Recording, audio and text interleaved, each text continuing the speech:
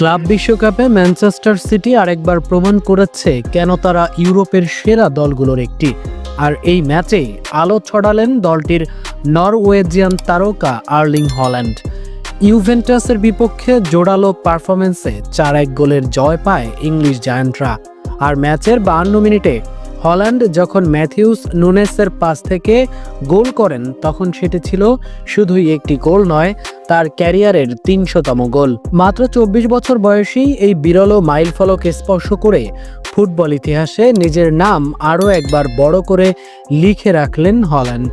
এই গোলের মাধ্যমে তিনি কেবল সিটিকে বড় জয়ের পথে এগিয়ে দেননি, বরং কিংবদন্তিদের পাশে বসে পড়েছেন আরও আগেই। এই গোলটি ছিল ম্যানচেস্টার সিটির হয়ে হল্যান্ডের 123তম গোল। খেলেছেন 145টি ম্যাচ। সব মিলিয়ে পেশাদার ফুটবলে 370 ম্যাচে করেছেন 300 গোল।